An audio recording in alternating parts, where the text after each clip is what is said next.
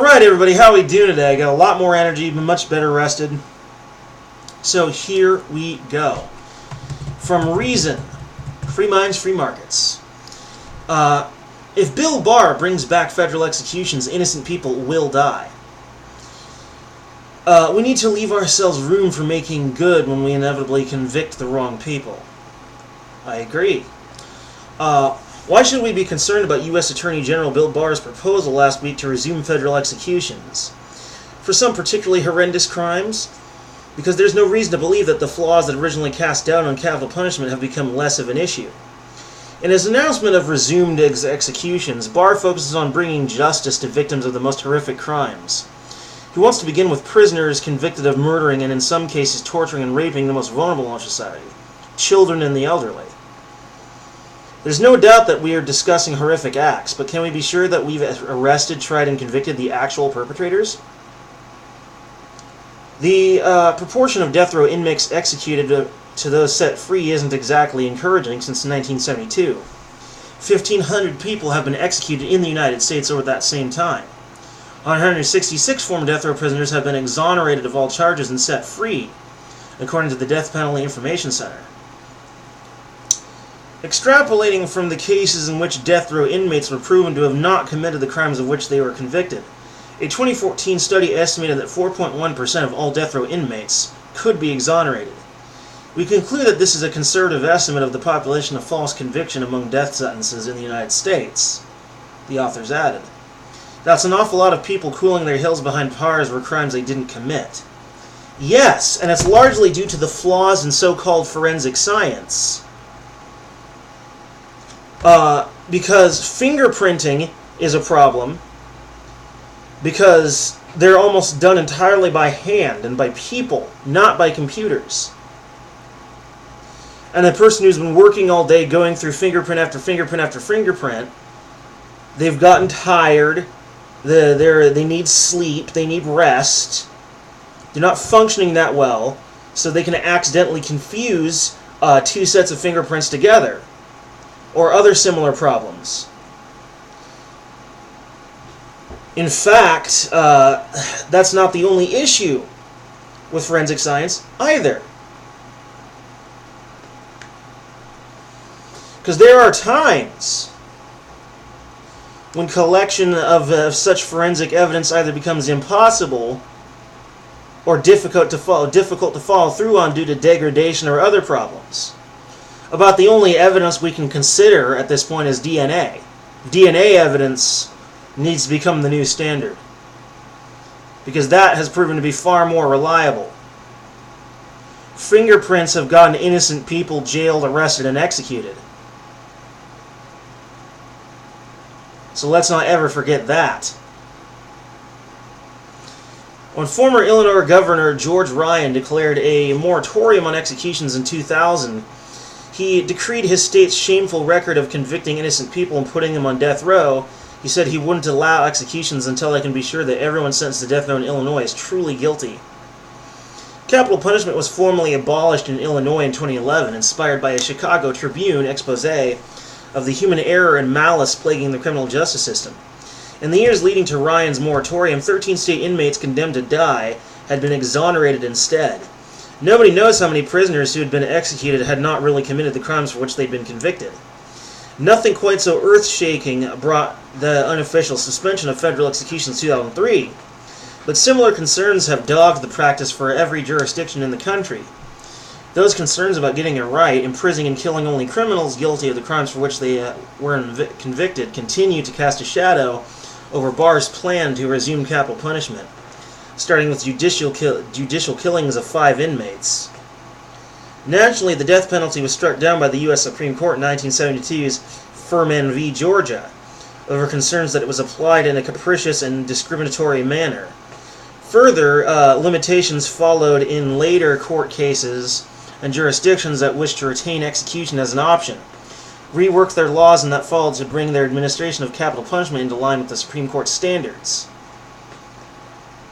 The death penalty was restored at the federal level in 1988, and 3 executions followed: Timothy McVeigh in 2001, Juan Raul Garza in 2001, and Louis Jones in 2003, Without fanfare, the Jones execution was the last such killing by the federal government until it seems whatever results from Barr's recent announcement.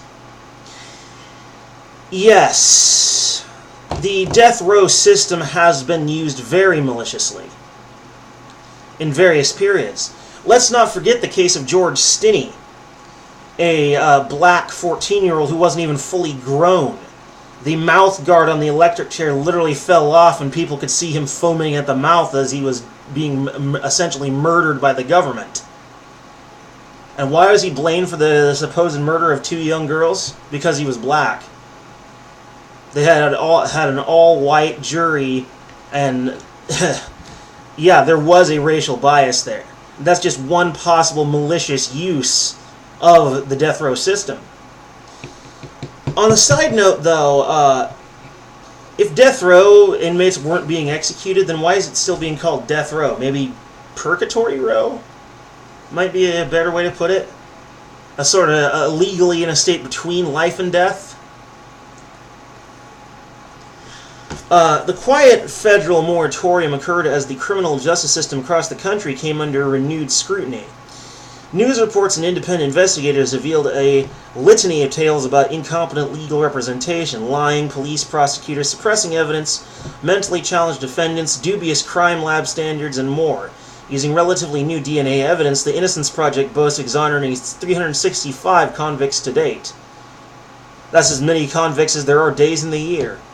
Some of the flaws in the criminal justice system that lead to false convictions are probably inevitable in anything designed by and for imperfect human beings. Others seem fixable, but remain broken because of a lack of political will. In either case, that's plenty of reason to hesitate before imposing an irrevocable penalty on people who might well have been misidentified or even railroaded into convictions for crimes of which they are innocent. At least something can be done to make things right for the wrongfully convicted and imprisoned. The federal government, the District of Columbia, and 35 states have compensation statutes of some form.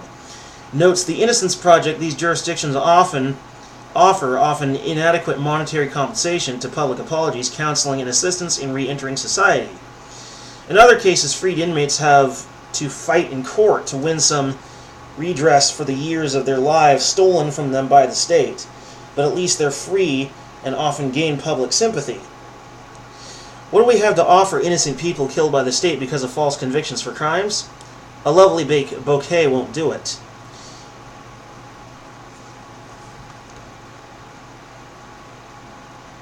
To finish this article off, while the evidence suggests that the system is pretty good about getting it right, we do get it wrong. We have lots of room for improvement in the system, including better standards for forensic labs, disincentives to cops to lie and to prosecutors to conceal exculpatory evidence, better legal representation for defendants, and so much more. All that needs to be done to improve a system that has the inherent power to destroy lives as completely as the worst criminals it confines do. Even then, however, we'll never get it completely right. There's always going to be room for malice, incompetence, and corruption.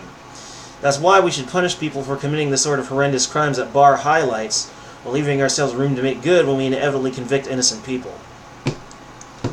Yes, the thing is, the ability to kill vicious criminals, like, say, a Ted Bundy, well, to quote the Tobey Maguire Spider-Man films, with great power comes great responsibility. The right to execute is a great power, and thus an equal responsibility should accompany it. And has our government really wielded federal executions with an appropriate amount of responsibility? Hell no! They did a horrible job of it. There's probably been just as many innocent as guilty people put to the chair, or to the gas chamber, or whatever other method they intend to use. The government has been proven themselves to be very, very, very incompetent when it comes to this sort of thing. So-called forensic science is almost a joke, with the exception of admission of DNA evidence. Until we can do some major legal overhaul of our current legal and forensic system, execution needs to stay restricted. Bill Barr cannot be permitted to reinstitute federal executions until the system is fixed. Plain and simple. Anyway.